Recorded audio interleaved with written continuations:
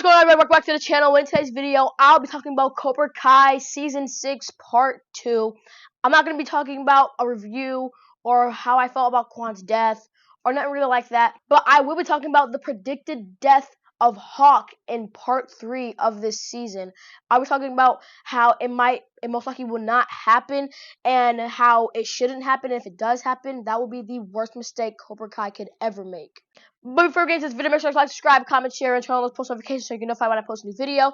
Now, without further ado, let's get into it. So if you don't know what I'm talking about, there's been a growing theory online that Hawk will die, and people are saying this due to some behind-the-scenes set photos of a tombstone with Eli Moskowitz on it, which is Hawk's real name, and everybody at the funeral, Daniel, Johnny, Chosen, and even Daniel LaRusso's wife, I forgot her name.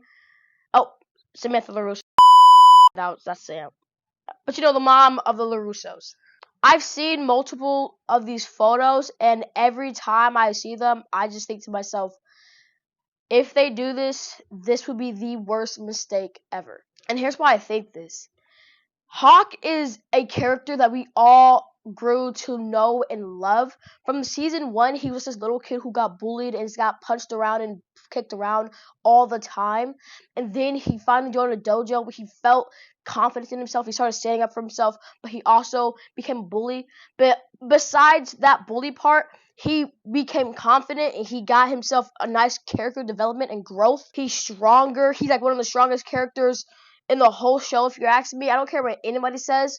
Hawk is still one of the strongest characters because of his potential and how much of that potential has gone down in later seasons, which also plays a big part in why I don't think that they should kill off Hawk at all. You have this character that people know and love who is a strong character being compared to characters like Miguel and Robbie, and now you dim him down, absolutely completely nerf him, have him get beat by Kenny, a kid who just entered karate in 1 year. I get he's a fast learner and his speed, adds to his strength and skill, but still, Hawk is such an experienced fighter. He's been in the game longer. He knows strategies. He knows more than Kenny, and to have him get beat by Kenny like that in season 5, I believe, was absolutely insane to me. And then just to dim him down as the seasons go on, you're not even trying to give him a redemption arc where he meets his legitimate full potential.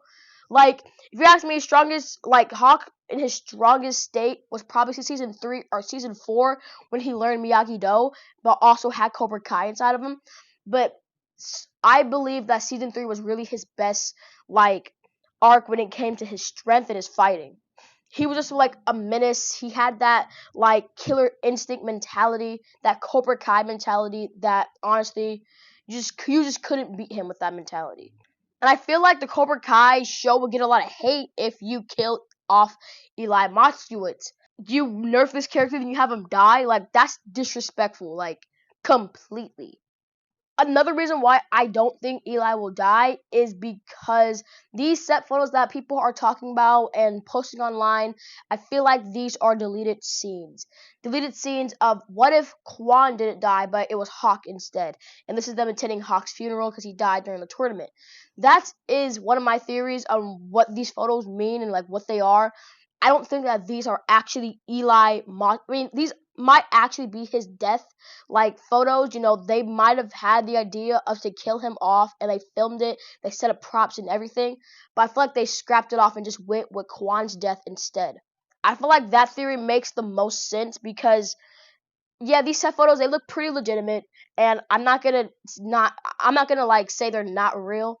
I do think that they are real, but I don't think that they are going to make it into the final product because it's just not going to happen. It was not their final decision. They just went with Kwon's death instead and not Hawk's. And I also think it would be the most stupidest thing to kill off Hawk simply because it doesn't need to happen.